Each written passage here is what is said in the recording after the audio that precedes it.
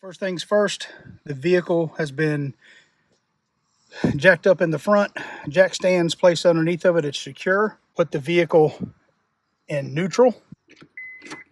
Now we can go to the right front wheel well. Okay, in order to adjust the range position sensor for the transmission, I have removed the right front wheel. So this is the side of the transmission here. There is a cover over this range sensor, and there's two 10mm bolts, one here and one here, that hold the cover on. So we're going to remove those.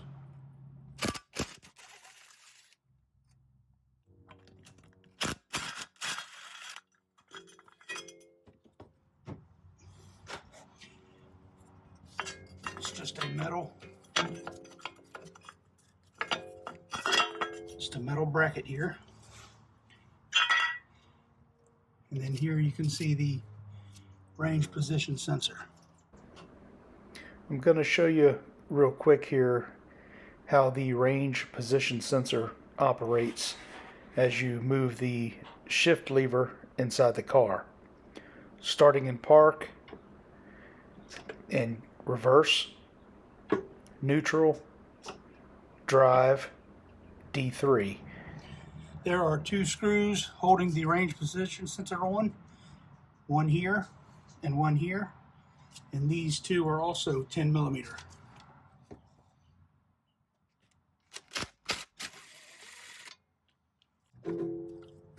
See what it looks like.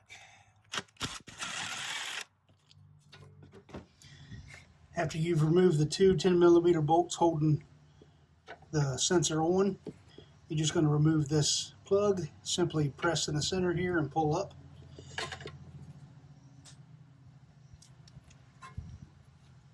Like such.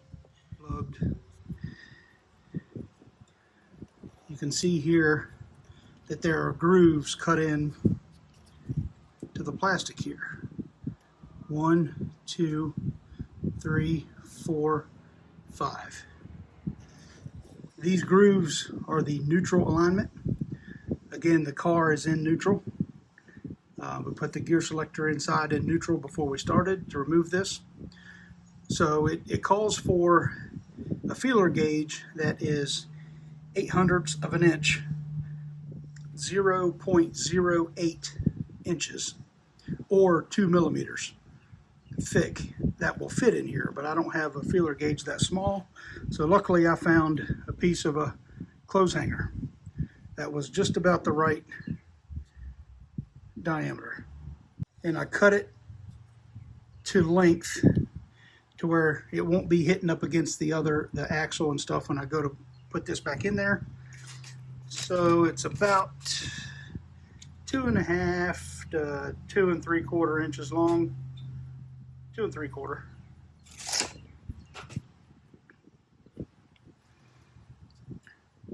So it is recommended that you put your feeler gauge in here to line up these holes all the way across. I'm just going to hold this piece of clothes hanger in there, keep it from turning while you place this back on the shaft. You'll notice the screws that you took out of the cover and the sensor. The longer ones go into the sensor itself. The shorter ones hold on the cover. We'll go ahead and start the bolts back in. Again, these are the longer ones.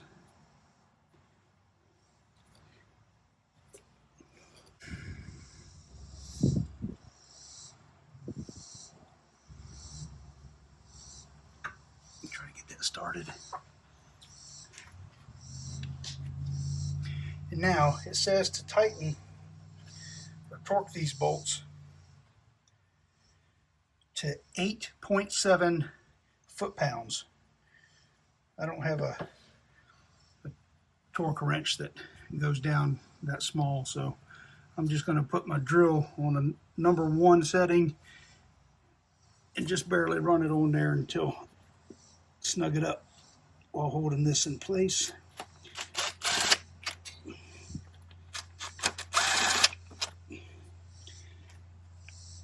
Switch it over to 2.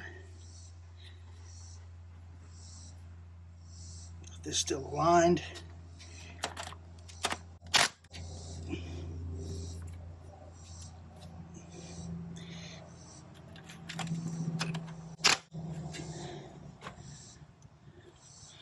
Okay, now that it's secured, we can remove your feeler gauge or whatever you're using to keep it aligned.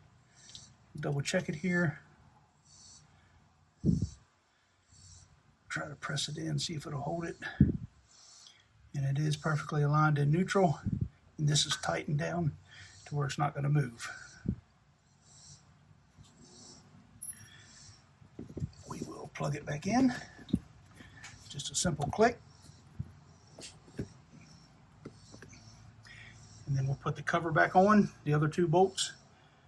In case you're wondering, the cover bolts also call for 8.7 pound-feet of torque. Now that it's back together, there's a couple checks you need to do from inside. The 2 checks you need to make sure: the engine will not start in any other position other than park or neutral. I've already tried this. The key will turn, but it will not crank the car unless it's in park or neutral. And the second thing is that your reverse lights come on when you put it in the R position. I verified mine, they do. Once those things check out, you know that your transmission range position sensor is in proper working order.